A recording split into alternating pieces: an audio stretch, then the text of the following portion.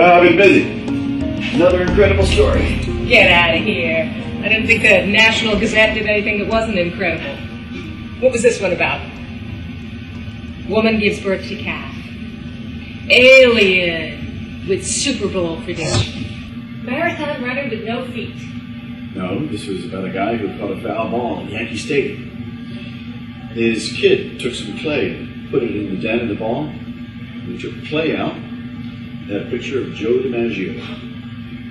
You know, these stories are going to drive you crazy. Oh, wait. By the way, could I have a 7 and 7? See what I mean? You know, Michael, you're a talented writer, you're a good guy, but that rag you work for. Oh, I know. It's not like I'm writing for the White House, but this story coming up might be the greatest story I've ever had. Guess who I'm going to meet? With your rag, I have no idea. Very soon, I'm going to meet Jesus Christ. Jesus Christ who? Jesus Christ. The Jesus Christ. So, who's the guy who thinks he's Christ? No. This isn't like the Santa at the mall. This is the Jesus Christ. Okay, so what's the punchline? There is no punchline. It's like the second coming. How many times have you heard that story? Many times. But this time I have several people who will attest to a bona fide miracle. Weren't you the guy that talked to a bunch of people that sold everything they owned and sat on a hill waiting for the aliens to come take them away? Yeah, I was on the scene to report that. So, what's the difference? In some ways, not very much. But in the case of the flying saucer cult, only the high priest claimed to have spoken with aliens. With this Jesus thing, I got a number of people who have spoken with me. Some of them are professionals. Well, you've seen stuff like that before. Yeah, true, but usually the establishment laughs it off. Not this time. Establishment? What is this guy, a teacher or something? No, he's in a mental hospital upstate. He's what? You gotta be kidding. Well, but that's what makes me wonder. They don't want to talk about it. They'd rather I just go away. There's like a quiet rage when they deny it. I've never seen anything like it. Well, with all that, at least you won't get sued. Yeah. The patients and the workers there are willing to go on record. Too shaky for 60 minutes, but just right for the Gazette. Well, 2 people got fired over it. Usually in a case like this, people quit. They don't hang around and wait to get fired. Is this Jesus Christ a fire and brimstone guy? No, he's a healer type. The guy who took this off said he was healed by him, and he's got medical records to prove it. Did the healed guy work there? No, he was a patient. A patient? So much for credibility. What are you talking about? He's one of the best sources that we have. At least he's got papers saying that he's sane. I don't know how you do it. Well, you know what it is. Who, where, what, when, why. Add a few according to's, and so said so, and bingo. You've got a story. Anyway, we haven't had a Jesus story in a while, and not since those construction workers poured some new cement and we saw Christ's face in it. I still think it was a dog's footprint. But a lot of people did show up there and pray. Got a lot of mileage out of that. At least this guy's got papers saying he's sane.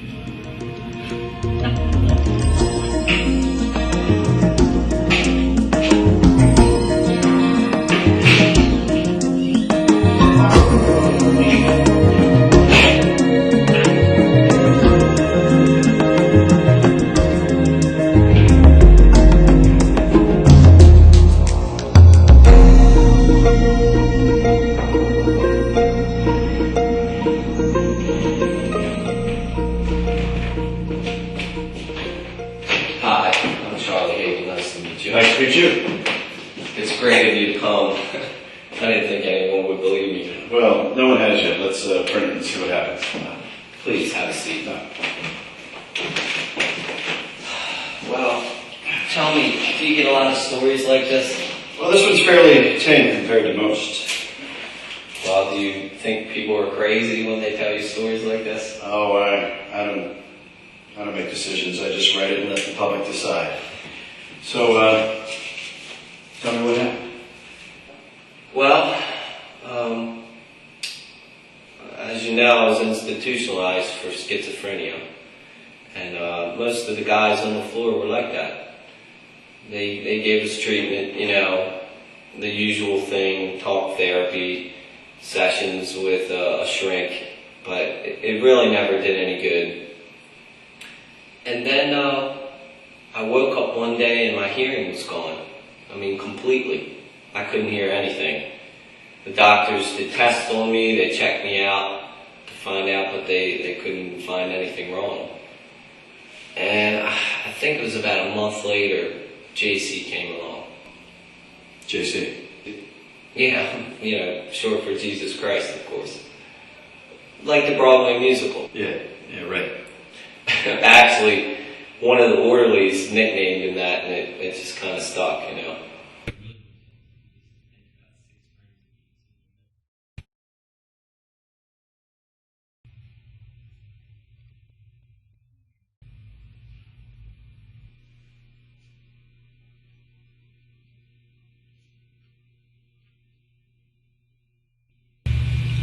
The how is not important.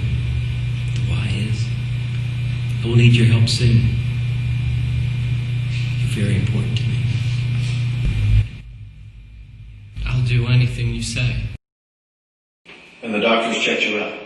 Yes, and my ears were perfect. I mean, they couldn't figure it out. How do you think you did it? I don't know. I mean, I've seen those fake dealers on TV, but I never believed them. I mean... Is that when everybody started thinking that he was the real Jesus? Well, some of the other patients and a few of the orderlies at that time. Well, what about the doctors? No. Doctors don't believe in miracles. But they couldn't explain it. And that's when I think everyone began to believe that JC was for real. How did the doctors feel about the other patients thinking that he was Jesus? They tried to discourage everyone. But they were very cautious about it. It was very strange, like they were almost afraid of the whole thing. Do you believe he's Jesus? Sure. Who else could have done that? He said that he needed you. What do you think he meant by that? Well, that's what I'm doing now. Telling you about him. I think that's a small price to pay. Look, Michael, I know how this sounds. I mean, a guy straight out of a mental institution claiming he's been healed or cured. But it really did happen. I mean, there are documents, there's witnesses, there's actual proof. Maybe I am crazy, but it's gotta be for real.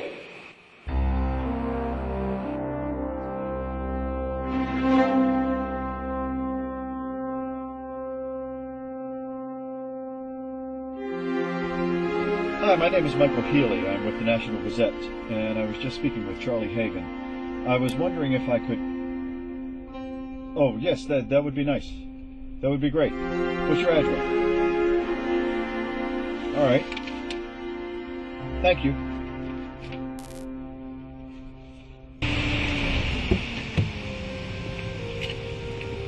Hi, Mr. Healy. Hi, David. How are you? Good, sir. Just call me Michael. Oh, okay, thanks. Hey, I hope meeting you here wasn't too awkward for you. Oh, no. You'd be surprised at some of the places I've done interviews. Working for the Gazette, I suppose I can understand that. Well, hey, listen, the reason I wanted to meet you here is because I didn't want my dad to know that I was talking to you. Oh, why is that? Well, we haven't been getting along very well. I mean, he's a minister, doesn't really like all this kind of thing. Plus, I kind of let him down. How's that? Well, he's really proud, of sending the men in the family into the ministry. I mean, I tried it, but it really wasn't for me. Well, it's a shame that he holds that against you. Hey, when I told him, he just exploded. Do you know how much I've tried to understand you? Yes, sir. I don't think you do. Do you know how difficult it was for your mother and me to accept the fact that you were not interested in the ministry? It's a family tradition, and you've broken it. But these are different times, and we accepted it. And then you tried music and didn't like it, and then this psychology, which I thought you liked, but now you say you're not sure. Everything's so complicated. Well, of course it is, and you complicate it further by not knowing what you want to do with life. And where were you last week? I was at the dorm with my friend. I had to think things over. I mean, we've been over that already. You had your mother and me worried sick. I said I was sorry, and I still am. I still don't understand. In my day, we didn't have these problems. We knew what we wanted to do, and we did it. I just need some time to think. I mean, even Christ wandered the desert. But he knew what needed to be done, and he did it. You give up the noblest of professions, the church, and go into this psychology. Psychology's a healing profession.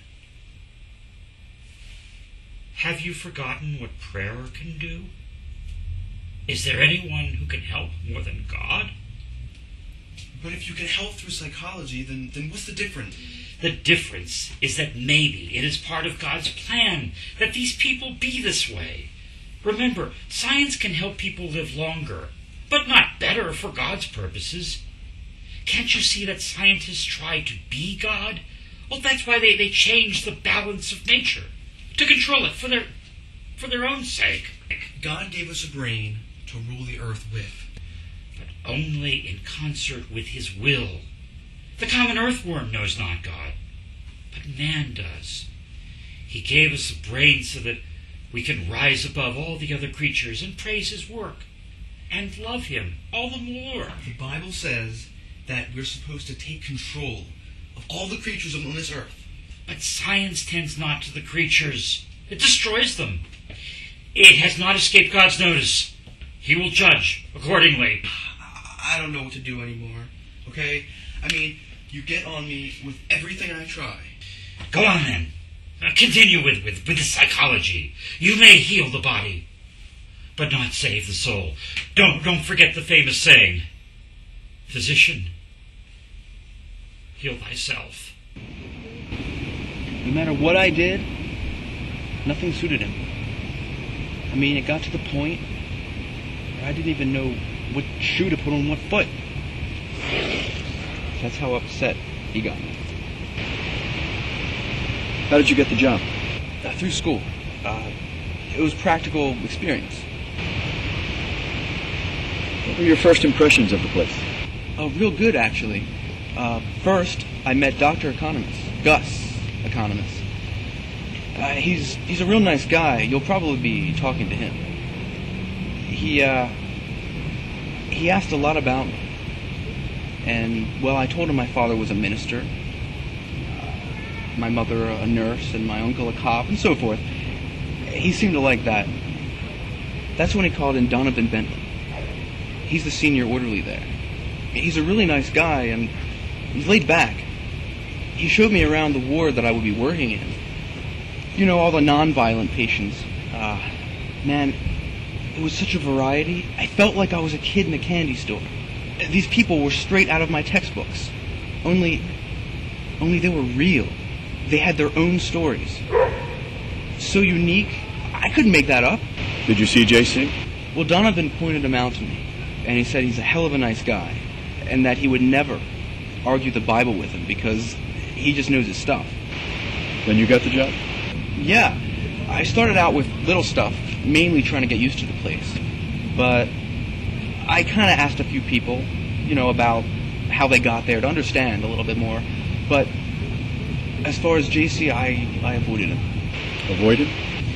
Yeah, I mean, I guess because his case was so extreme, I I just stared at him from behind, but I just knew that somehow he knew I was there.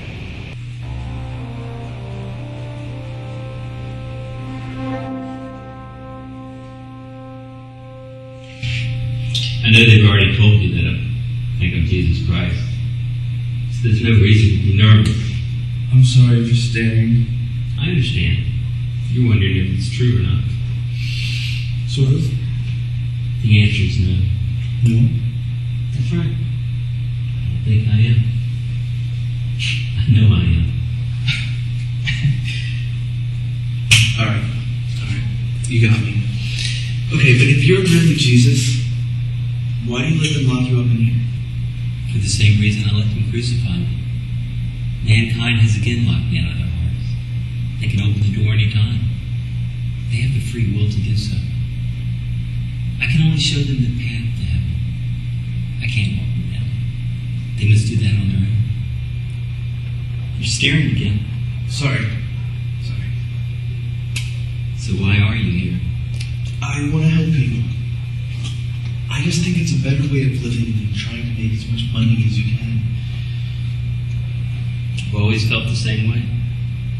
That's something we have in common. So what do your parents think of you saying you're Jesus? Have you read the New Testament? Right, well, if you want to help people, don't you think this is a bad place to do it in? There is no bad place. But I mean, how are you going to reach all the people out there if you're stuck in here? The same way as I did before. With help from friends. How many friends are you going to make in here? As I said before, I can't save anyone who's unwilling to be saved.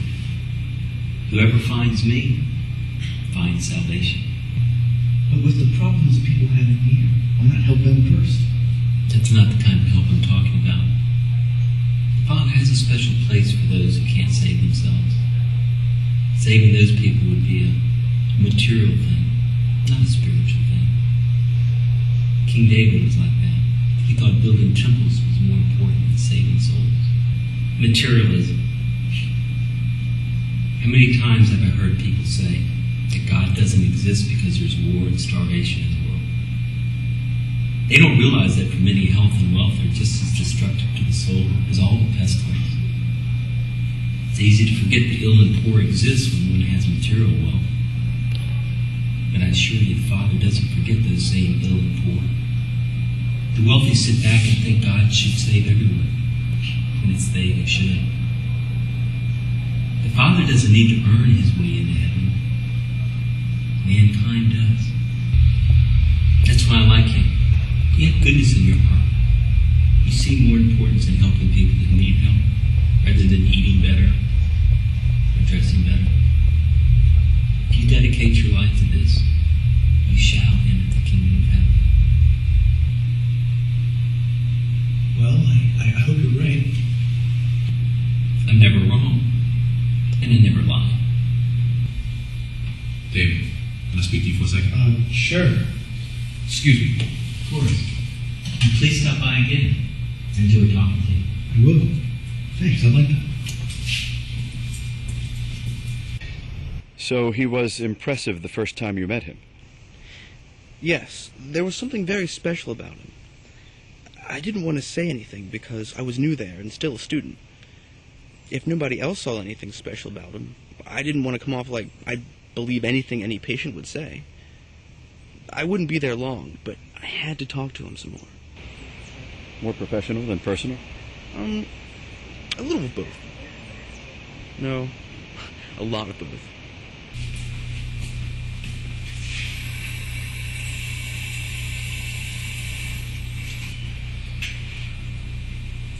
And what questions have you today? How'd you know I was going to ask you a question? You're a man with many questions in his heart. Is that bad? No? Very good. It means you seek the truth. It's funny you should mention that. I was going to ask you about that philosopher Bertrand Russell's theory that higher minds, they seek answers for questions that can't be answered, but simple minds, they'll just accept an answer for any complex question. What do you think about that? Mr. Mr. Russell's higher minds are doubters.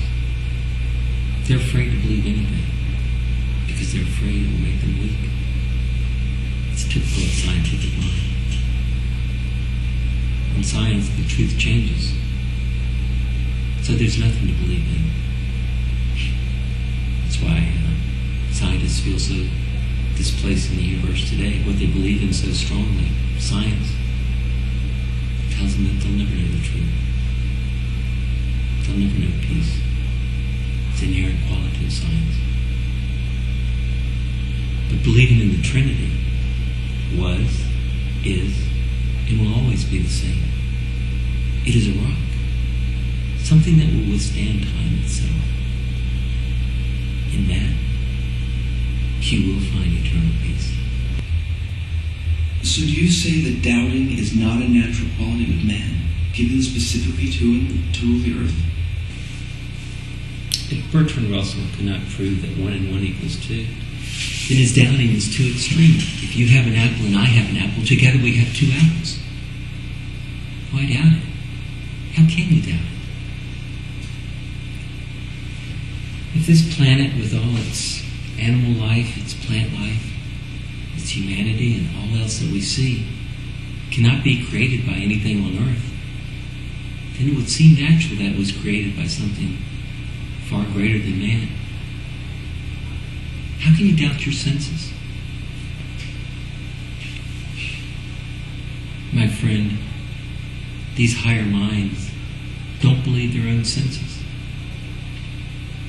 And if you doubt your sense, then you have to doubt your ability to doubt. Your mind is as much a part of nature as the nature you doubt. If you doubt what you see, then you have to doubt your ability to doubt it. So what about that old saying?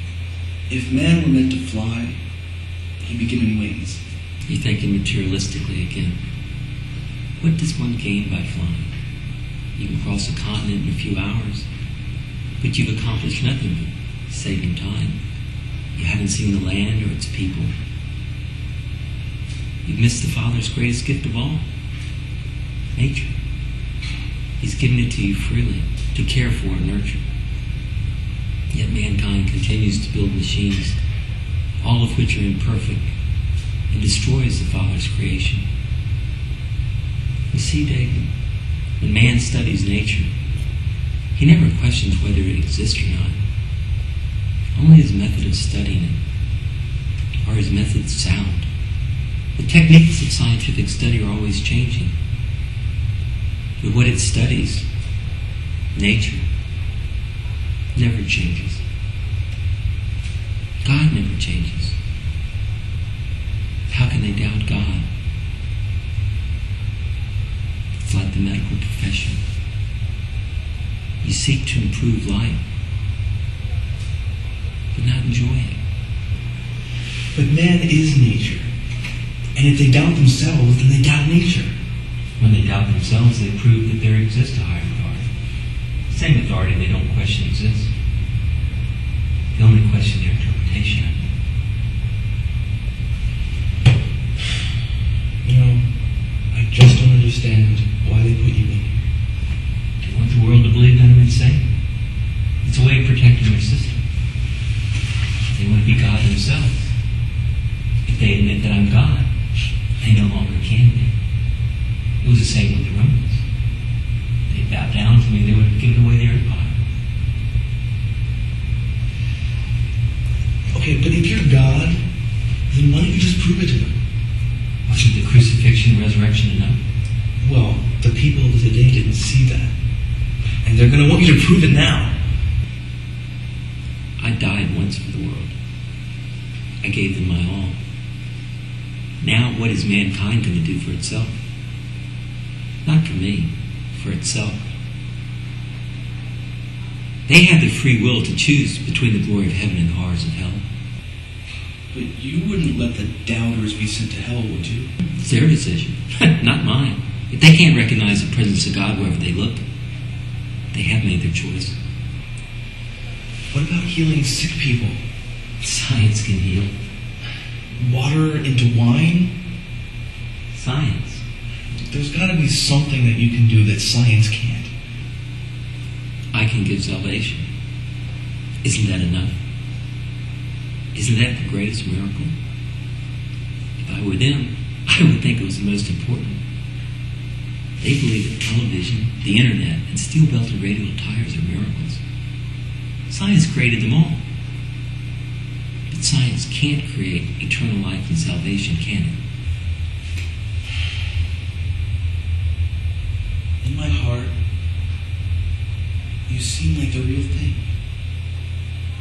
But my mind keeps searching for proof. Scientific proof? I guess that's the only thing I know. That's why I'm here.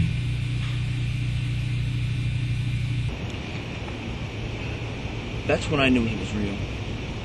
I mean, there was this beautiful feeling inside me.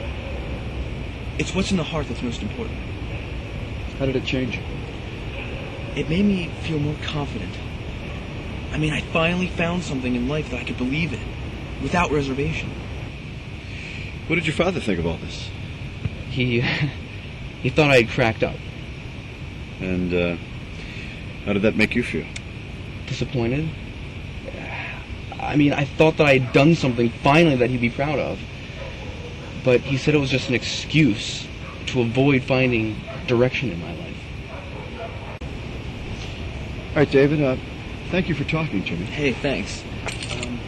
Are you going to talk to anyone else about this? Oh, absolutely. Absolutely. I'll be in touch. All right, thank you. Excuse me. I know you do a lot of stories. I was just curious as, like, how this compares to all those.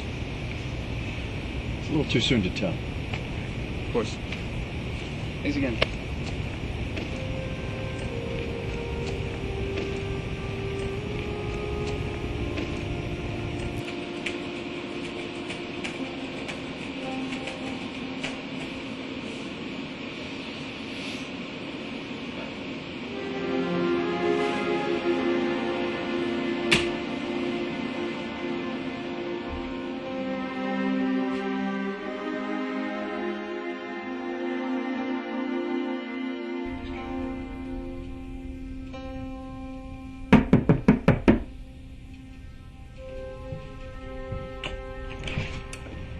Ah, you must be Michael Haley. Yeah. Nice to meet you, Donovan. Come on in. All right. Have a seat. Thank you. Can I get you anything to drink? Oh, no, thank you. I just ate, actually. Okay, well, if you change your mind, let me know. Thanks, I will. So David tells me that you talked to him in Austin. Do you think they're crazy? Well, I'm just a writer. I'm not a doctor. I can't make judgments like that. I wish the administrators at the hospital had your common sense. So, what was the official reason for you being fired? Well, they say I was a bad influence on the patients. Bad influence? Yeah. Kind of funny, huh? Most of them are incurably insane, but I was a bad influence. Must have made you feel good. Really? How did the doctors take to JC? Well, for a long time, he was just another guy. But when people started listening to him, they got angry at him, like they were threatened. They felt as if they weren't in control anymore? Well, they were more worried about the people who were following him. So, they were stuck with him, but the people who believed in him had to go? Well, that's it. The other patients who were following him didn't matter. But David and I had to go because we made them look bad. JC must be something special. I think so. They had seen every type of patient there ever was, but JC really worried them. Were you religious before you met him? Not really. I was just trying to make a living. I worked a lot of odd hours to make ends meet. I never really had time to go to church. If you hadn't met JC, someone had just told you about him, would you still believe he's real? I guess not. Something like that, you really got to kind of prove it to me.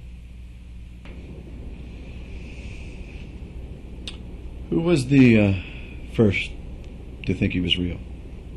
David. And what did you think when he said that? I thought they should make him a patient. But in the way, the jolt of hearing him say it, it really made me think. And you know how it is when somebody actually says something, you start to think it's okay for you to think that too. I was talking to JC again.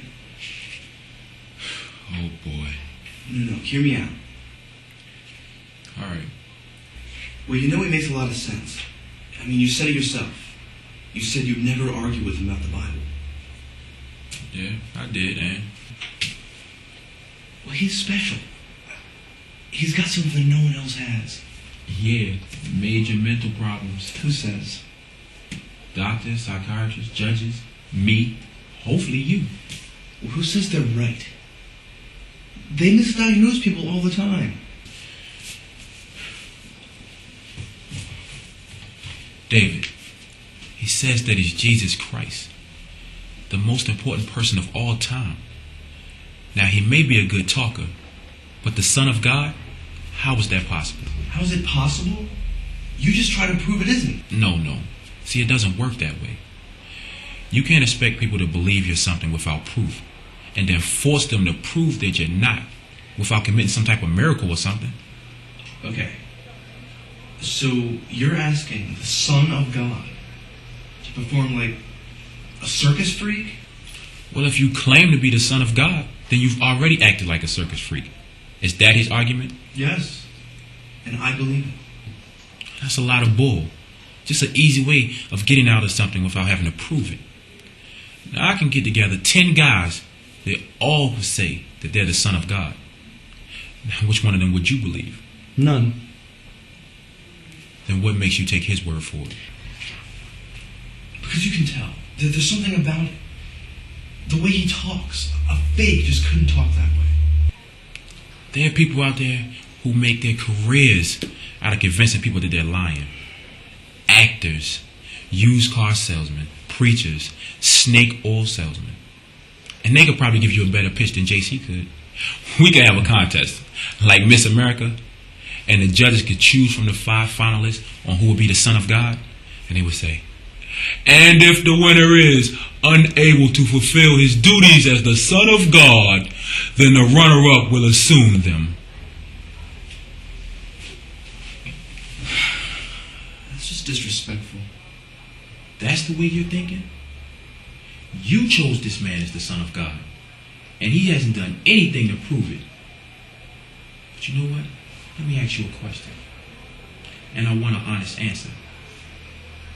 Do you really think the man that we know in there as JC is the one true Son of God? Well, if you can prove No. it. Just say yes or no. I think.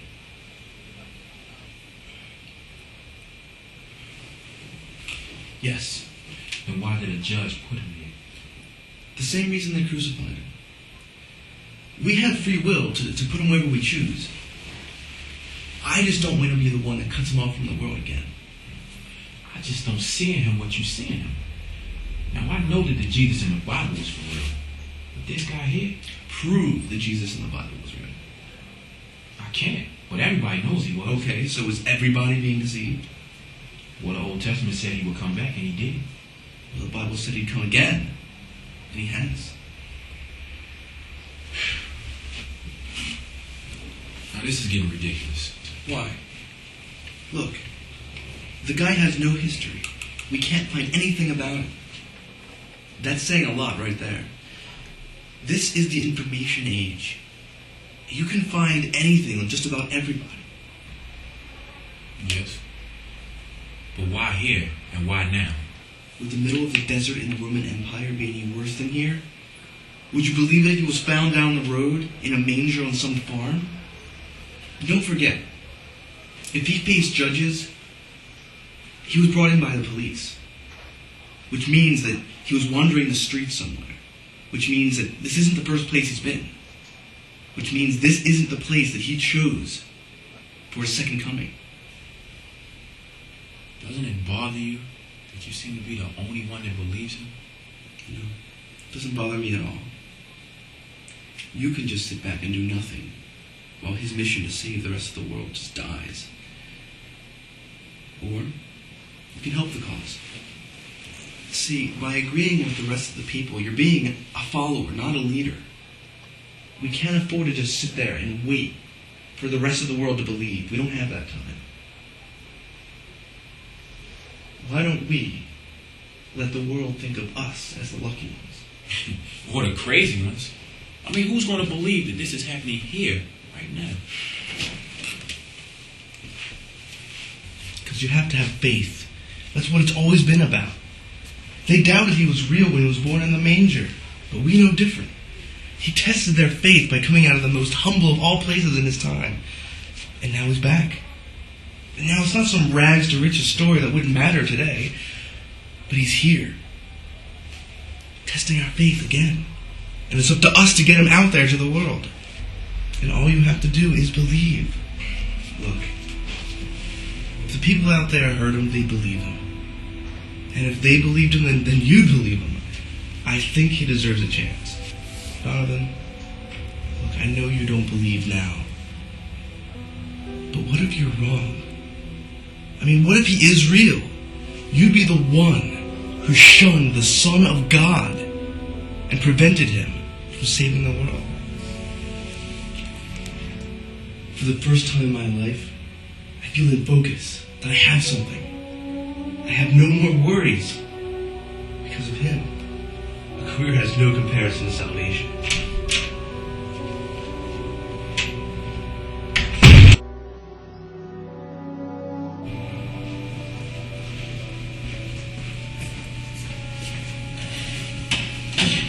Look, JC, I know you're doing your thing and all, but I want you to stop messing with his head.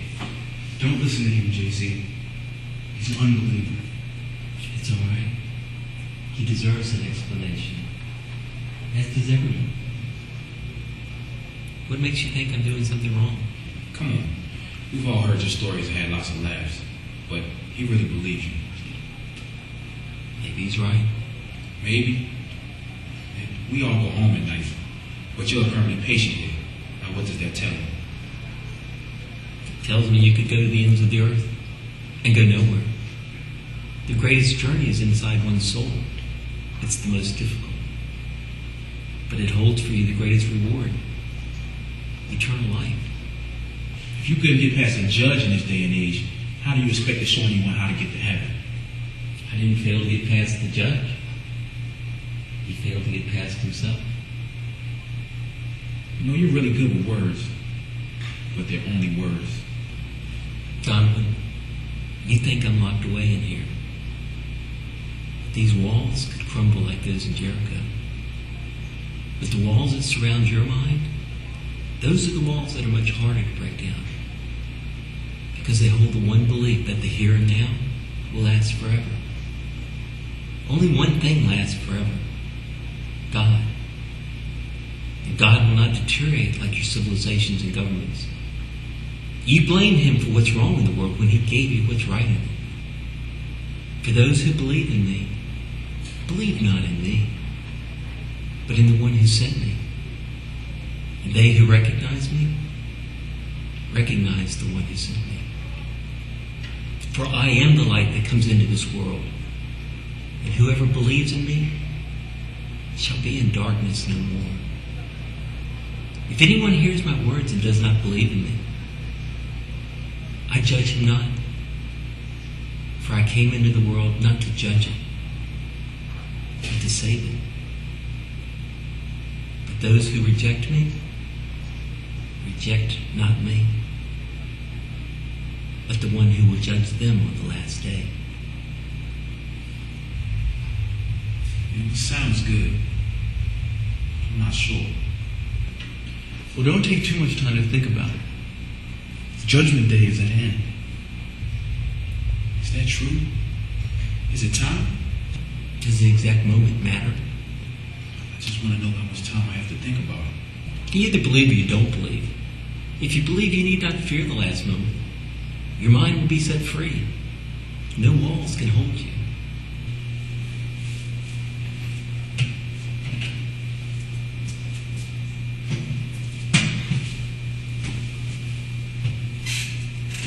is the problem with mankind.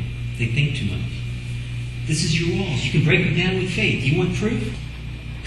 Look at those who demand miracles as proof. They're the materialists. The ones that create war, starvation, and hate. They use what the Father has given them to hold others under their power. But the Father created a world of harmony and beauty. The mountains, the rivers, the fowl of the air, the creatures of land and sea all exist in a perfect balance without man. And that is your proof. Well, I know about all that. It's just you I'm not sure about. Does it matter if I'm real or not? It's your soul that's most important. That's your first priority. If any man serve me, let him follow me. And where I am, there also will be my servant. If any man serve me, him my Father will honor.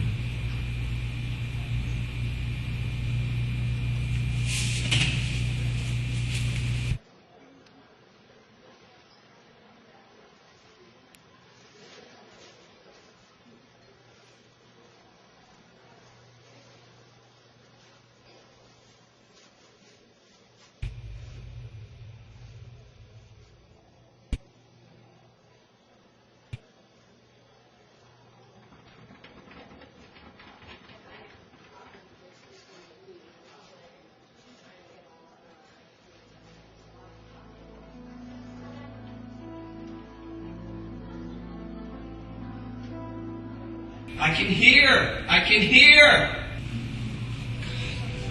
I can hear. I can hear.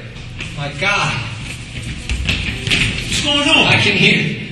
JC told me.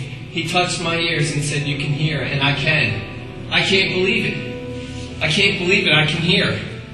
See, it's unbelievable. What did I tell you? Can you really hear me? Yes, I can hear. It's unbelievable, my God. I don't believe this. It's a sign. The sign you asked for.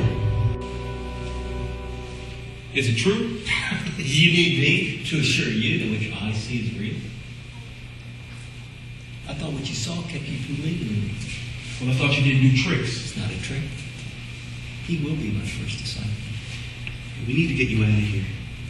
I would like that. The time is nigh. You heard him. What can we do?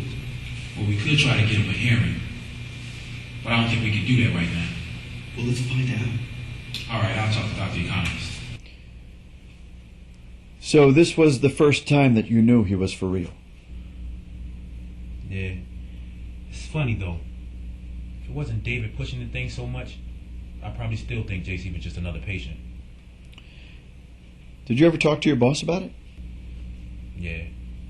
It's one of those things, though.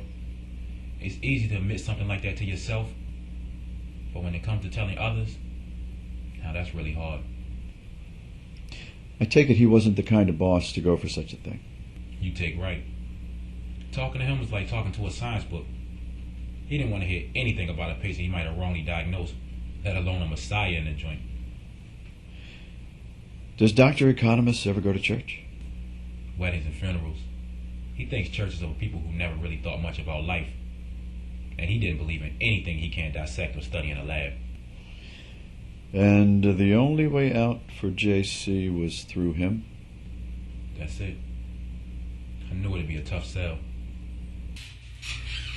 Look, I admit it was an amazing recovery. I've never seen anything like it. But so what? So what? JC restored Charlie's hearing. And you say, so what? You know, I know Charlie and some of the other patients think that some kind of a miracle took place, but you guys don't believe that, do you? What's the matter with Charlie's word? Now, Charlie is a nut. If he's a nut, then why are we releasing him? Just because he's clinically sane doesn't mean he can't make bad judgments. Then how do you explain? Look, you know Charlie had all kinds of psychosomatic illnesses. He only believed he couldn't hear. JC made him believe he could. Now that's something that all the doctors here couldn't do. You know, don't even go there. Look, deep down inside, he just didn't want to hear. I mean, I've seen guys like this before. want to get away from their wives, collect on insurance policies, whatever. Look, whether you believe it or not, we think JC deserves another hearing. Why? Because of what he did. He didn't do anything. Well, why don't you let a panel decide it? Oh, sure, I'll speak with the panel. Ladies and gentlemen, we have a patient here who thinks he's Jesus Christ, and I think you should hear him out. He makes some really good points, and wow, can he quote the Bible. You could put the case better than that. Yes, forget what he says, and just focus on his sanity. We think he's sane. Well, if you think he's sane, then you think he really is Jesus. Yes.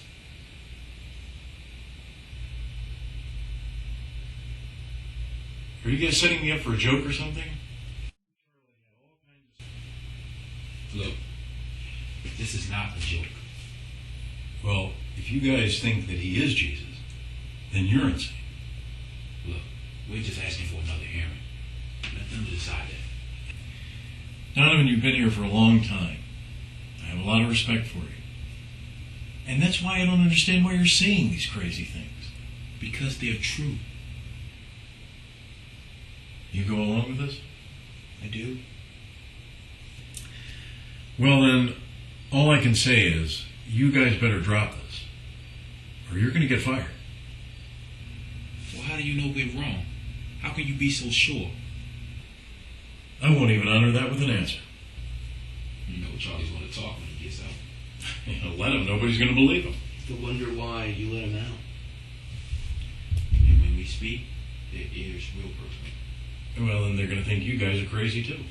Then they'll wonder why you hired us. I'm beginning to wonder that myself. We do have copy of the records that says that Charlie made a miraculous recovery. And if they leave here, I will have you guys arrested. That's fine. JC can use all the publicity he can get. Plus, when word has it that you release Charlie, the man you say is nuts, that won't do so well for your credibility in the professional community. Well, if you go to the press, you're never going to work in this field again. We could care less. Well, why are you guys going through all of this? Look, we just want another hearing. They'll think I cracked up.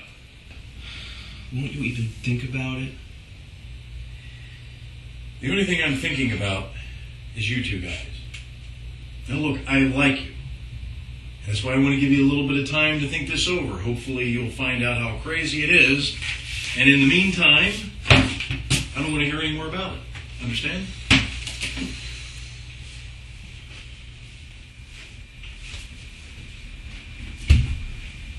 Hey, guys. Hey. Hey, you being here. Talk. Well, looks like I'm out of this motel, so I thought I'd say so long. Well, we're glad you did. Hey, congratulations. Well, I passed all my tests. My hearing's perfect, and I'm mentally competent. Well, at least that's what they tell me. Hey, that's wonderful. I don't know. I just wish somehow I could thank him. Well, we know how. How? Well, right after he healed you, he told us he wanted to get out. But we couldn't convince Dr. Economist to let him have another trial. Well, the way I figure it is, there are two possibilities. One, we could bust him out. Now, that's a criminal act, and somebody could get hurt. Now, two, we could go to the press. We could tell them the story and hope that it catches on. I think the press is the best solution. Yes, but if that doesn't work, we can still bust him out. I can't believe it, but the fate of the world rests on our shoulders. I mean, are we going to let the world down? Well, you're the obvious one to go. He healed you. You're living proof. That doesn't mean anything. It's my word against theirs. They could deny it all. No, they can't. These are copies of the medical reports that state that you made a miraculous recovery. Look, we can get into big trouble with this. Who cares? It's a definite ticket out of here. We can't let him rot in here. True, we can't. Well, when do you want me to make a move? As soon as possible. Dr. Economist is a little upset with us for making us stink about this. And he may be thinking about canning us. But if this hits the press and we get fired afterwards, it'll make our case stronger. But if we get fired before, they can say it was because of anything. Good point. You know, it's an incredible feeling to know that we're about to help God retake the world. And we've witnessed your miracle. I gotta tell you, what a feeling it is to be the focus of the miracle. Listen, I've gotta go, but I promise you both that you'll be hearing from me very soon. I assure you of that. Hey, I'm counting on it. Good luck. Thank you.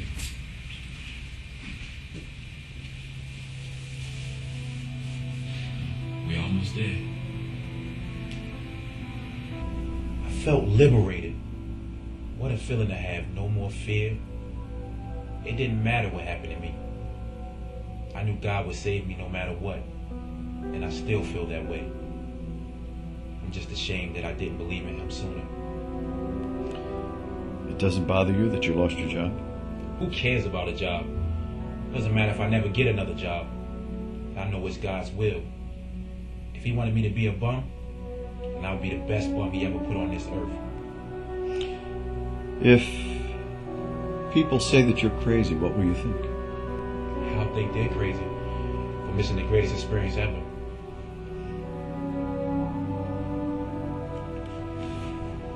Do you think you can get him out?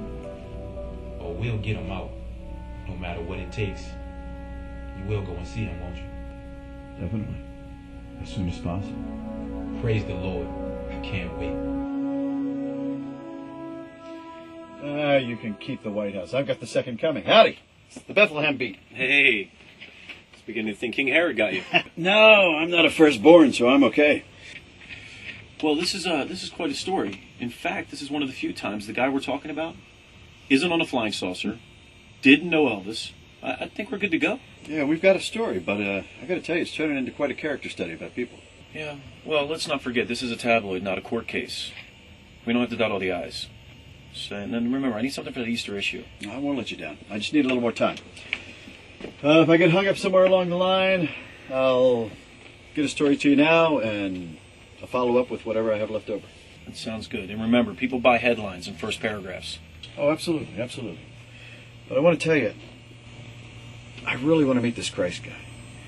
I mean, I just want to see how he acts, what his voice sounds like, what he looks like.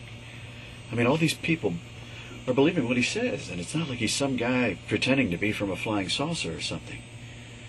These people believe that he is Jesus Christ. Oh yeah, and don't forget our deadline. Always. Okay, now let's hear from the church.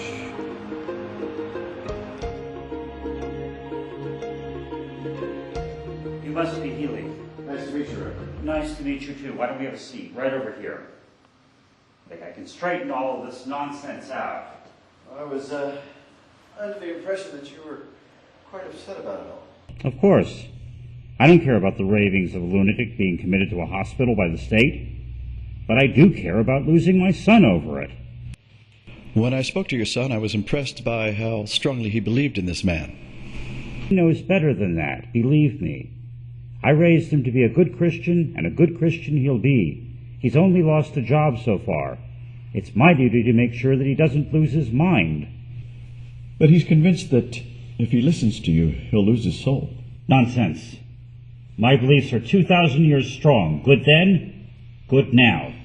Yes, but I sense that he's real far away from you philosophically. Mr. Healy, my son has been very confused lately. He's not sure what he wants. I'm not confused. I know what's best for him, and I'll have him on the straight and narrow again. Why do you think he's so taken by this man? I don't understand how he could believe this man. I gave him the best religious upbringing possible. Why he should go off and believe a charlatan is beyond me. Do you think David's a gullible person? Never shown any signs of it before. We come from a long line of churchmen, I being the fourth generation. We know the Lord well, we know how he works, and that's why I don't understand David's actions. He should know better. Do you have any children, Mr. Healy? No, sir, I've never been married. Well, believe me, this happening to your child can be very difficult to accept. I can imagine. How did you first hear about the situation? The hospital administrator, a doctor economist, called and told me the whole story. It was so incredible that at first I found it hard to believe, but then the more he spoke, the more the painful truth became obvious to me. I was appreciative of his concern for David and for his future, to say nothing of the discretion with which he was handling the matter. He felt that if I could just talk to David, that I might be able to bring him around.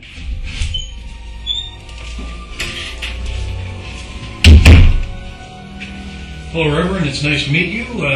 Have a seat. David will be in just a moment. It's nice to meet you, too, and thank you for advising me of this abominable situation. Considering my position, I feel rather ashamed. Oh, well, you shouldn't. You know, David's young and impressionable, and to be honest with you, he's not the first orderly who's believed the story of a patient. I think right now he probably just needs a little fatherly advice. I agree. Dad, what are you doing here? I came to see you. Is Mom here too? I thought it better if I came alone this time. Why are you here? Well, I called him and told him about our situation here with you and JC. I thought it would... We thought it would be better if your mother knew nothing about it. At least until I can find out what is going on. What's going on? What have you heard? The good doctor here tells me that there is a patient who says that he is the one true Christ. I also heard you felt that he may be right. Naturally, I find this hard to believe, considering your upbringing. College education. You shouldn't judge him until you know more about him. I realize that I have not met him, and I realize that I don't have a psychology background, but I do know of people who suffer from delusions. But you haven't met him. Dr. Economist has many years in his field. He informs me that this man is an ordinary patient.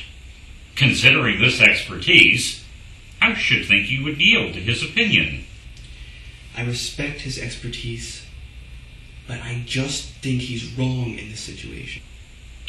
He also tells me that he likes you and he doesn't want your career to end because of this incident.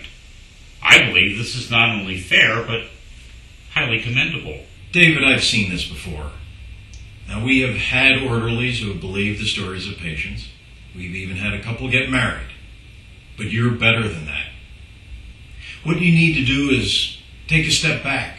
Look at this thing from a distance. Be objective. You know, think of the patients as being another page in a book.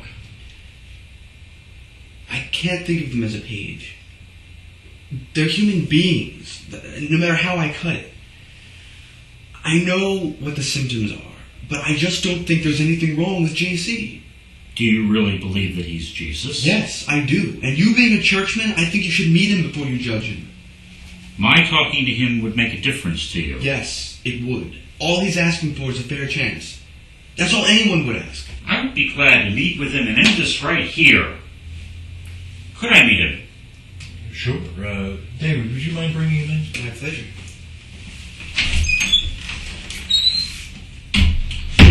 Was David rebellious at all growing up? No, not at all. You know, you don't have to do this. Joseph did not have to interpret dreams, but he did. And I will meet with this impostor and resolve this issue now.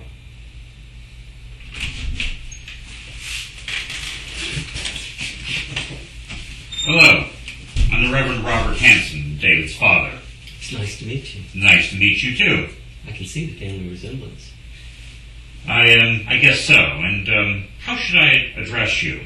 Well, everyone here enjoys calling me JC, so that'd be fine. Why don't we all have a seat? All right, then, JC. Where are you, from, by the way? You would call it heaven. I like a man with a sense of humor, but I mean where on earth? I came directly.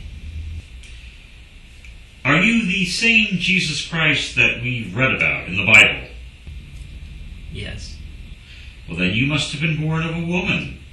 Where's your mother? I was born of a woman before, as it was prophesied. But my return was to come without a mother, as it was written. Maybe, but it could also be an excuse for not telling me who you really are. I know who I am. And I'm blind. I see well enough to know that you've been ordered to stay here because you don't know who you are. That is a problem for you. You take the word of others without judging for yourself. You carry the staff of the Father's shepherd, yet you act like a sheep. I am a shepherd, but I will not lead my flock astray as you would wish me to do. I do not lead anyone astray. I have come again to show the flock the path to salvation, because those like you have led them astray. I will show them that path once again, so that they will be able to exercise their free will to take it or not. You will not just take them up into heaven?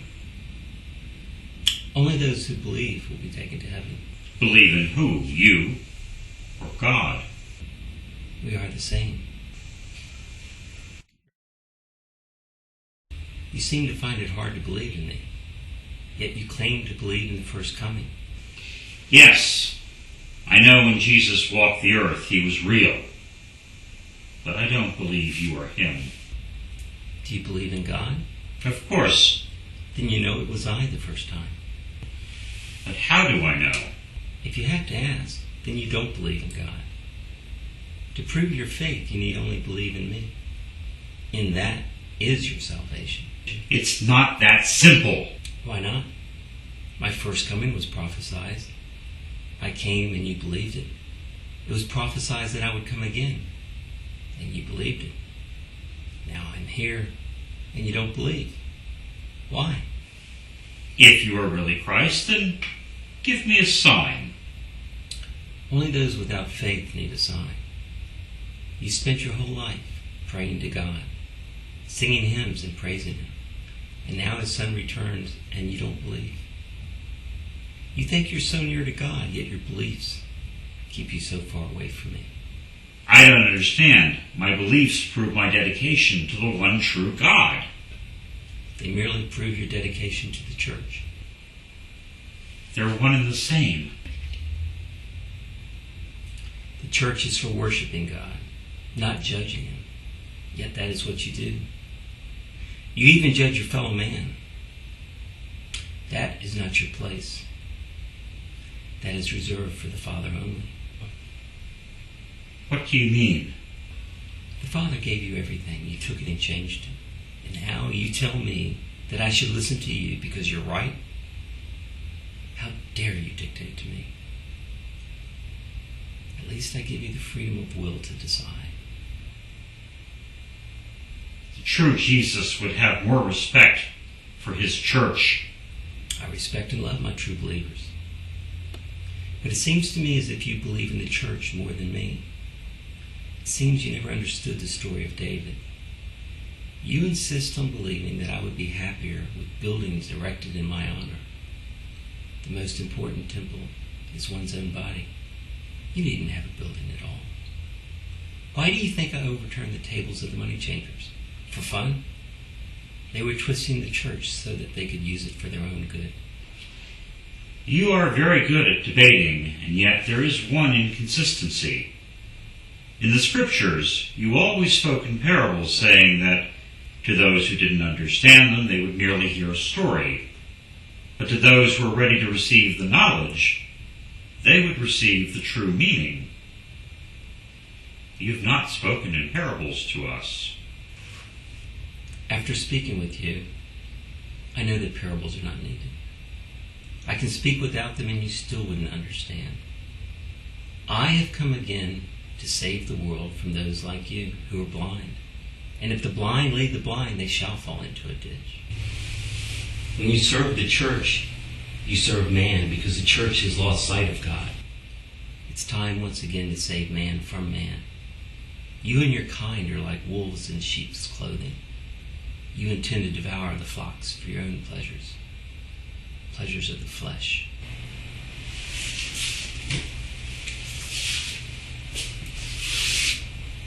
But I have come again to keep you from doing so.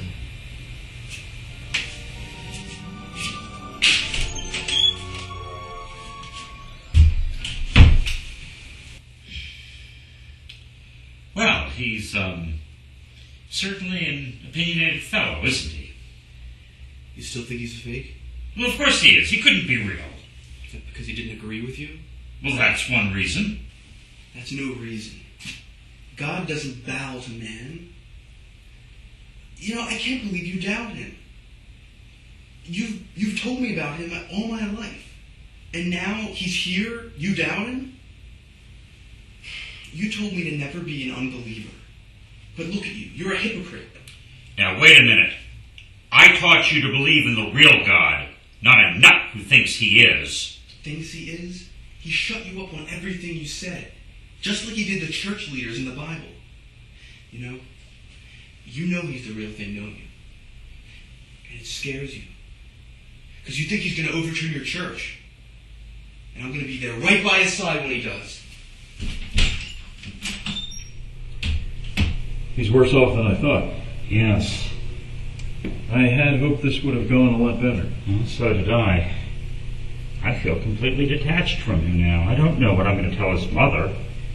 Well, I hate to add to the problem, but I'm going to have to let him go. I've got to restore order around here. Yeah, I think that's a good idea. I'd like David as far away from JC as possible. You know, I meant to ask you something. What's that? Have you had other Christs around here? Oh, sure. In fact, we even had 3 in one ward once. That was interesting. I can imagine. Were they anything like this guy? No, they just tended to look down at all of us as if we were their subjects.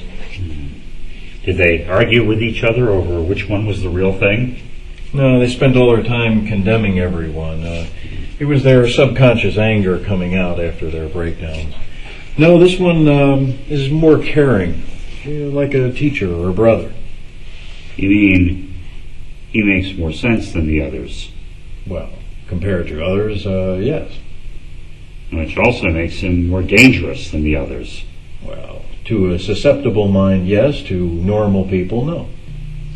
Are you saying David isn't normal? No, I'm just saying that his mind is more susceptible.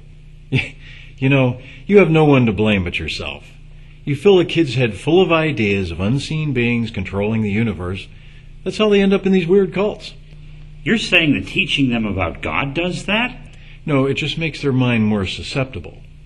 Telling someone to believe in God is like telling them that Santa Claus is real.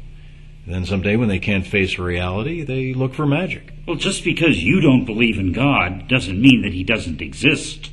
Oh, come on. You're starting to sound like them. You're the guy who's supposed to be telling your son the truth.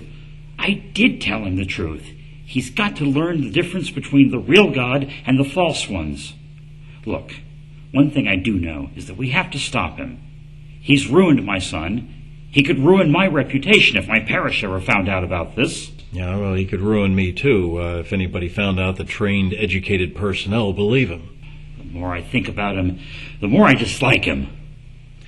Well, this is a situation that will not take care of itself, nor will it get any better. What are you saying?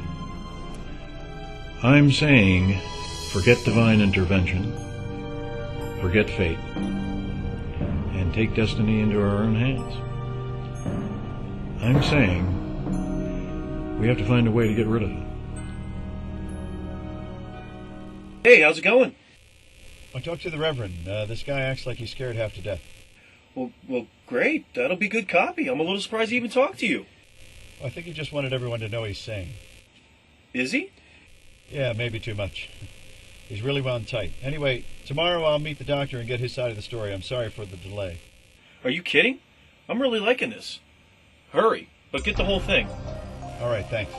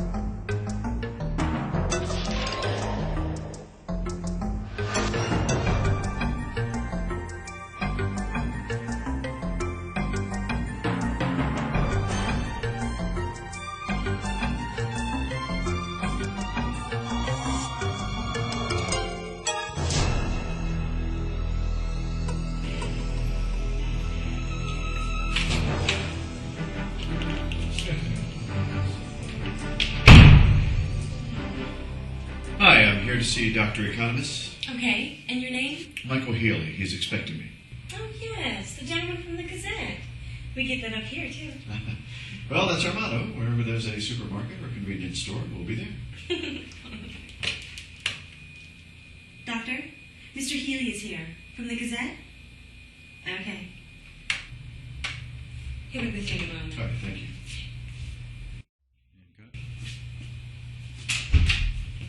Hi, Dr. Economist. Nice to meet you. Michael Healy, nice to meet you. Okay, come right on in. Oh, please, have a seat. Thank you. Well, I'll tell you, it's not too often that we get the press in here, and I mean any kind of press. Well, a lot of people think that this is where the media belongs. So, they told me you want this meeting because you had some questions about our mystery guest. Yes, I've heard a lot about him.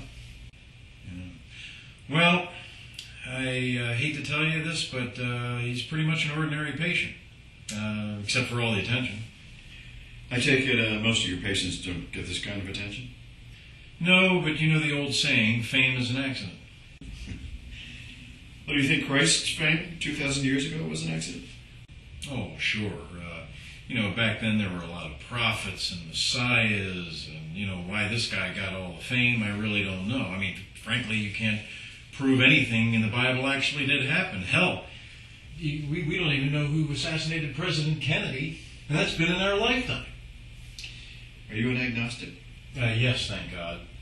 As far as I'm concerned, religion is for fools and cowards. People that are afraid to stand on their own 2 feet, or, to be honest with you, even afraid to try. So, you don't see any truths to the mysteries of the church? Well, the only mysteries of the church is why people even go there. There's really no mystery in anything.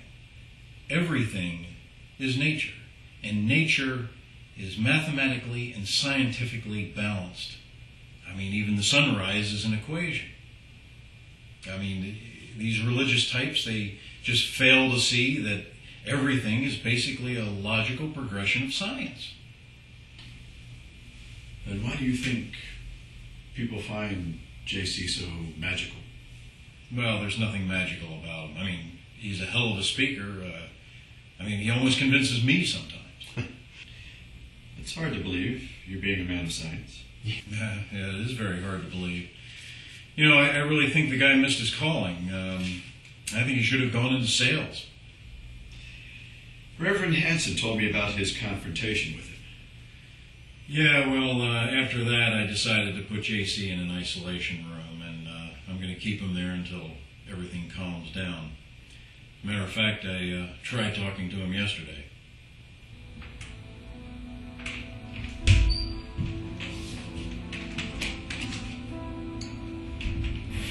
Hello? Good evening. I'm willing to do whatever I can to get you released from this hospital. All you have to do is admit that you're not Jesus Christ. If you believe in me, I could let you out. Let me out? What do you mean? Out of the prison you call science. If you believe in me, you'll be set free. You'll have no more worries, no more problems, no more concerns. Well, I would still have all the same problems. I would just be ignoring them. Anyway, what makes you think I have any problems? Anything man-made has one problem. It doesn't last forever. You and your science will be replaced by another kind of science. But I'll never be replaced. The Trinity shall be forever. And maybe not. Once people come to their senses about all this religious stuff, and they realize that the world is based on scientific principles, they won't be needing gods anymore. But people throughout history have believed in science. The Egyptians, the Mesopotamians, all the way up to today. It's never stopped the people of the world from believing in God.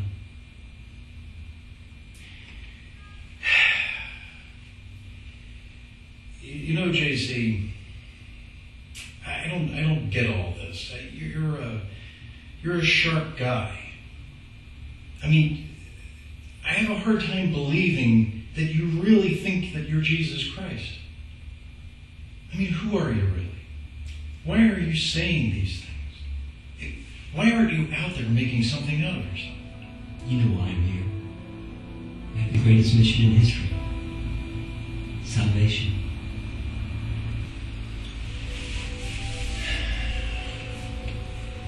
If you just say you're not Jesus, you're out of here.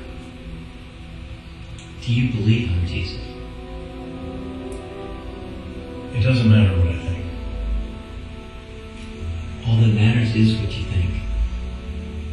I can't leave here and save mankind without your approval. Well, you needn't seek my approval. All you have to do is admit that you're not Jesus Christ, and you can go. Why can't I say I'm Jesus and be out? Because I can't go to a panel and tell them that you should be released while you still believe that you're Jesus Christ. It's against logic. It's against all of my training. Your training. Your training says that everyone who believes in me is in sin. Your beliefs are as strong as theirs, only different. Then who's right? Science is young, Doctor, but nothing has lasted longer than God, and nothing ever will. You hypocrites. You can discern the face of the sky, but can you discern the signs of the time? You say not the things of God, but of man. If any man will come after me, let him deny himself and pick up his cross and follow me. If any man will save his life, then he shall lose salvation. And if any man lose his life for my sake, then he shall find it. For what has a man profited if he shall gain the whole world and lose his soul? What shall a man give in exchange for his soul?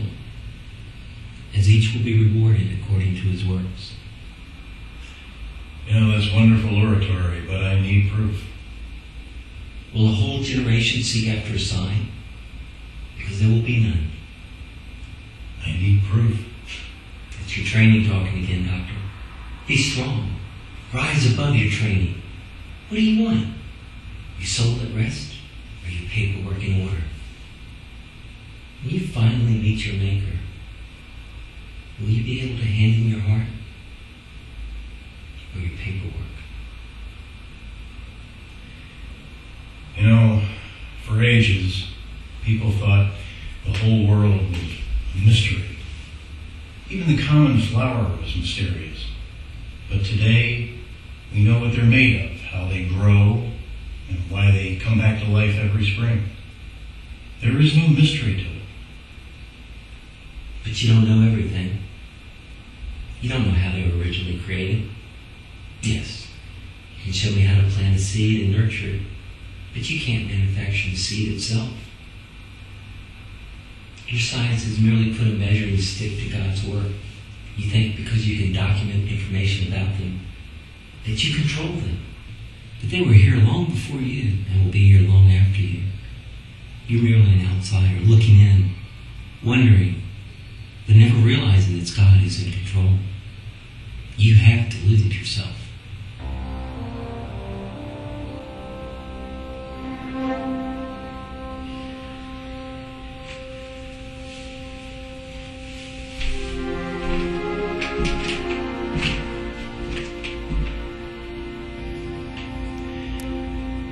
I came here hoping you would change your story, but I was wrong.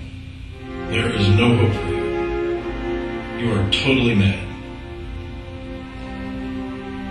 Let me say the same about you.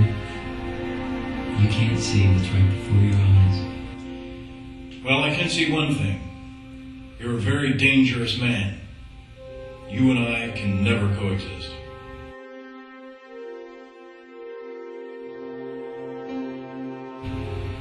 I knew that. I was hoping you would change your ways.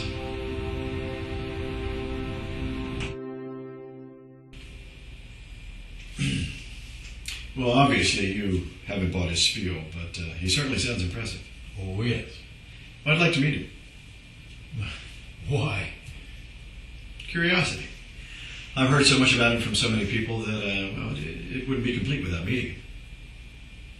Well, I don't think that would be a good idea. Why not?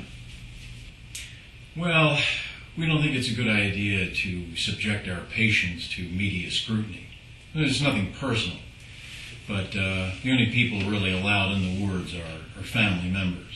And plus, your newspaper is kind of a sensational thing. And, well, it wouldn't be professional of me to publicly mock him like that.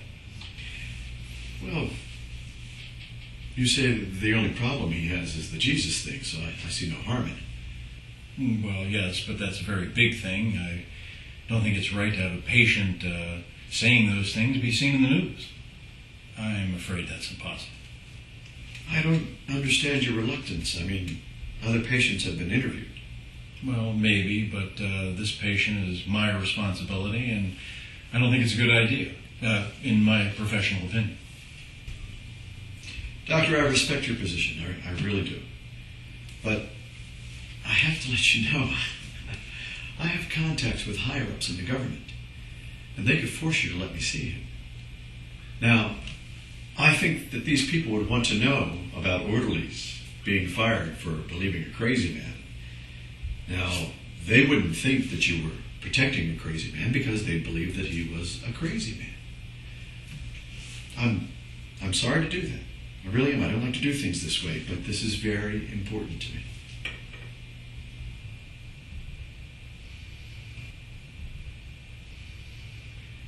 Well, I'll tell you what. How about if I let you see him tomorrow morning? Okay. What time? Say 10 o'clock? Absolutely. Absolutely. And I'm sorry for putting pressure on you like that. It's not a nice thing to do, but I have to meet him. The story won't be complete without it. Yeah, whatever. You know, maybe you can figure this guy out. You know, he would have been a great minister, he could have been a bishop or a cardinal. And frankly, he could have been one of those televangelists like Jerry Falwell or Pat Robertson, one of those guys. But no, he had to have everything. He had to be the Son of God. You know, I just don't understand people like that. What? It's greed, Mr. Healy. It's just greed. Tomorrow, 10 a.m. I have never seen you this excited about a nutcase before. Well, that's because he's not your usual nutcase. Anyway, I don't really know who's nuts here. So, what are you going to do if this guy comes off if he's for real? Well, I'm going to go in there with an open mind. But if he is for real, he's going to have to prove it to me. So, if he is real, what would you do about it anyway? I don't know. You know, when you've been a reporter long enough, it's hard to believe anything because people always lie to you. If he's real, how would I know if he's real? I mean, what am I? I'm a reporter. I don't know anything about religion or psychology. How am I supposed to judge him? What he says, how he speaks, what clothes he's wearing? I mean, what is the criteria for being a god?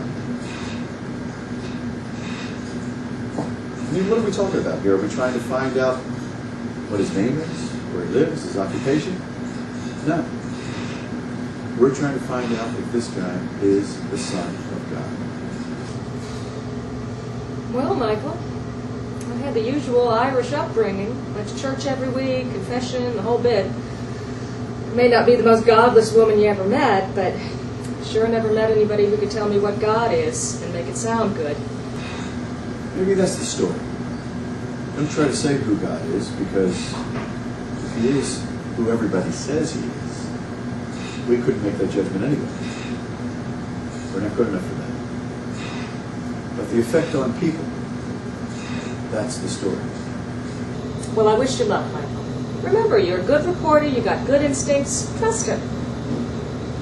And I want to be the first to hear about it. That's a promise. Hey, you know, you're the best psychiatrist I know. And I have the best aesthetics, too. Well, good night. Good night. Yeah, I'm glad you could make it. I came as quickly as I could. I can see this reporter upset you too. Yeah, well, I just didn't like those kind of questions. Just the tone of it. I know. He was mocking us in that silly newspaper of his. I'm sure he'll try to publicly humiliate us just for a laugh. Yeah, you know it. So Clark Kent is coming here tomorrow. With bells on. He even threatened to call state officials if he didn't get to talk to JC. I mean, I could have blown him off, but I really don't want state inspectors crawling all over this place.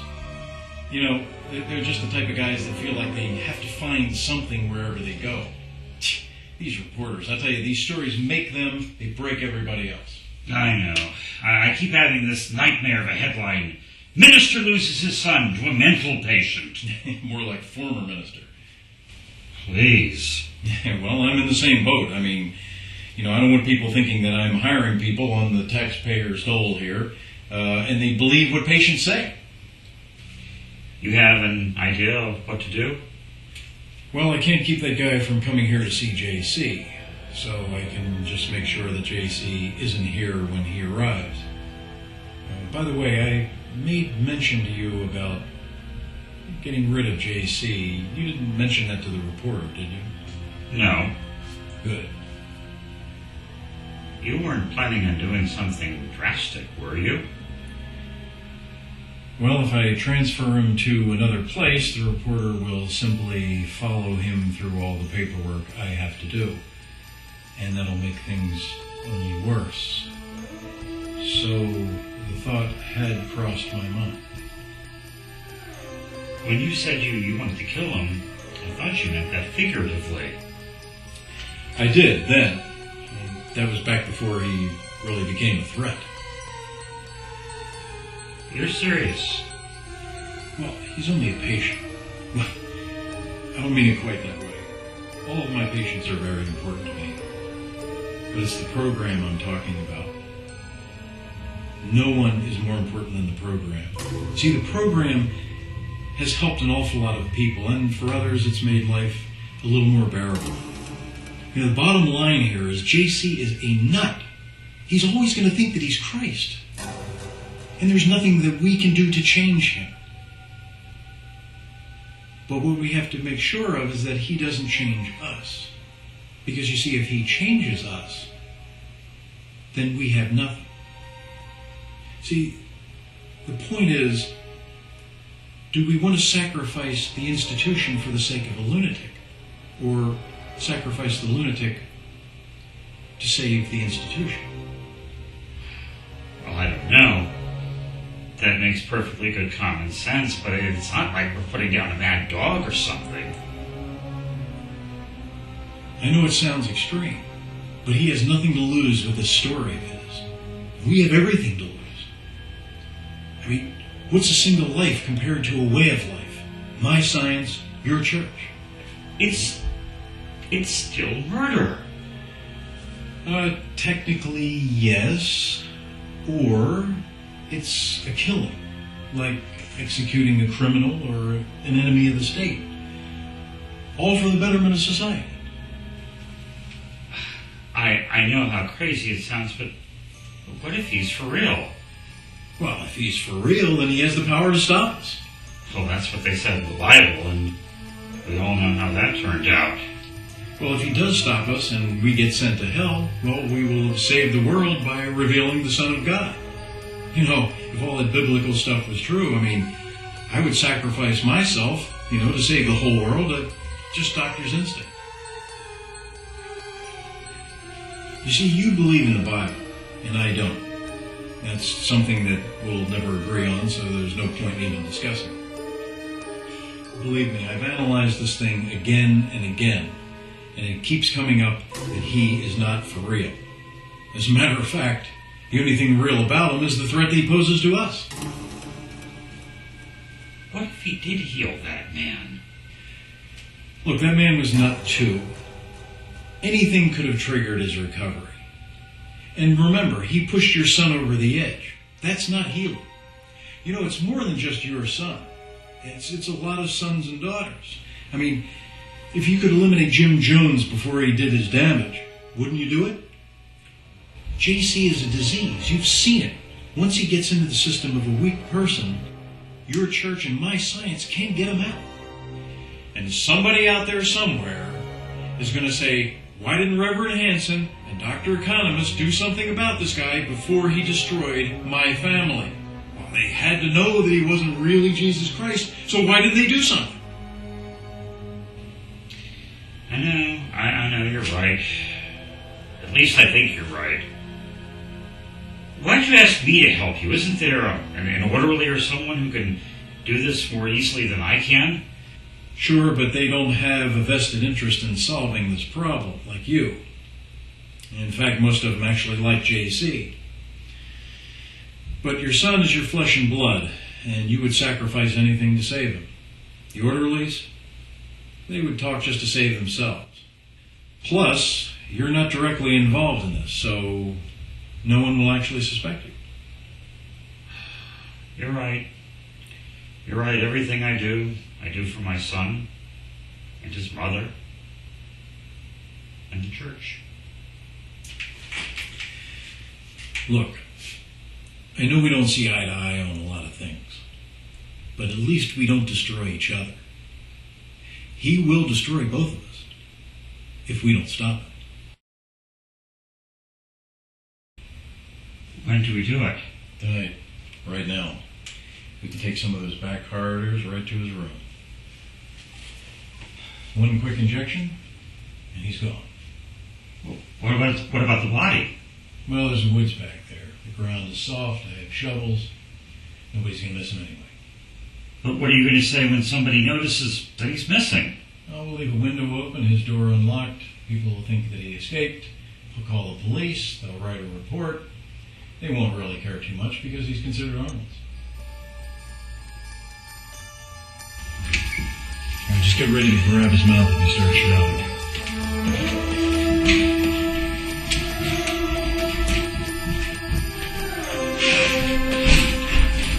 I won't say a word. What you do to yourself. Not me. I didn't return for me. I don't need to be saved. What should we do?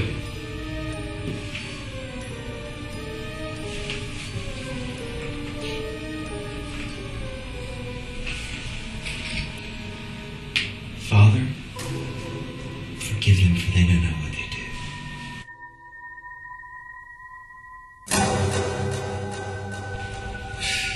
All right, let's get him out of here.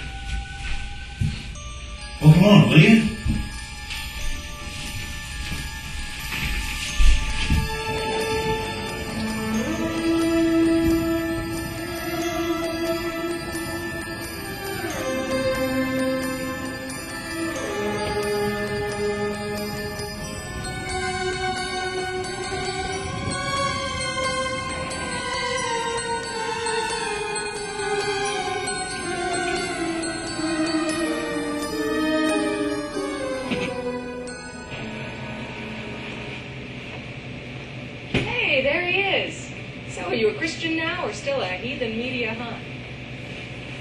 So did you see the pearly gates? No, I never got a chance to talk to him. You're kidding. Nope. Did the doctor change his mind? I thought you were in. Well, actually, the doctor said JC escaped last night.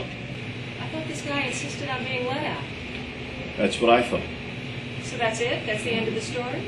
No, in fact, it gets weirder. As if it could. What happened? Well, I spoke with Dr. Economist, who told me that JC had escaped through a window that was probably left unlocked accidentally. I was going to drop it at that, but I met with Donovan and David, who introduced me to the orderly who worked in the area of JC's isolation room. He said he was on duty late that night. He spotted some movement on the security cameras. He got up, headed down the hallway towards some suspicious noises near JC's room. He glanced in and saw the doctor and Reverend Hansen over top of JC. He stayed out of sight and watched as they carried something large out of the building. He followed them into a wooded area and watched them bury the object. He ran back and found JC was gone. Later, the doctor told him to report JC missing. He was scared to death and said nothing to the police when they arrived. From there, it Played out like a normal missing person report. Well, then you have a hell of a case. You have a motive, a body, and an eyewitness. Well, not exactly. You see, that's what I thought. But Donovan told me he saw J.C. walking around that afternoon. What? Yeah, he said he saw J.C. in his rearview mirror as he was driving down the road. By the time he turned around, J.C. was gone. Did you go to the gravesite? With the sheriff. We checked the general area. Oh, we found a fresh hole in the ground, but no body, no blood, no bits of clothing. I went back to talk to the orderly who witnessed the thing, but they told me he had quit. Even his landlord told me he packed his things and left town. What if the doctor took care of him, too? I doubt it, but I don't know. Bottom line is, the main witness who knew where the body was buried is gone. I may have been looking in the wrong hole. Did the woods get checked? Pretty well. But they only look for nonviolent patients for so long, and the main witness who could have gotten a homicide investigation started, he's gone. This is very strange. First you have a doctor who claims J.C. escaped. Then you have an eyewitness who says he saw the doctor kill him. And then you have another eyewitness who says he saw the dead body walking around. Who do you believe? Well, that's the problem. I don't know if Donovan saw J.C. or not. Maybe he did. Maybe he didn't. Maybe he just wants him to be alive. And David believes him because he's holding out hope. And without that eyewitness... A real investigation can't go on. And all over a patient. I wonder what it was about him that got everybody so upset. We'll never know. I guess not. Guess that ruins your plans for having a great story that'll get you to big time. How you gonna write it? Just the way I told it to you. You mean straight out? You forget, this is the Gazette. That's a big-time newspaper. I mean, it'll be a great cover story. Millions of copies will be sold. Many people will believe it, and many people will laugh at it, and life will go on. It doesn't seem right. We're asked to make the decision about the most important thing in the world, and everybody's just playing it for their own gains. Well, maybe it's not our decision to make. Just trust our own gut instincts. You out of here? You know, you don't have to drink around here. I enjoy your company. Thank you very much, but I'm going to get that story out. I've got a deadline. I'll see you later. You do that. Hey, don't let their craziness get to you. I'll try not to. Bye-bye. Bye, Michael Healy. How you going to write it? Just the way I told it to you. You mean straight out? Millions of copies will be sold. Many people will believe it, and many people will laugh at it, and life will go on.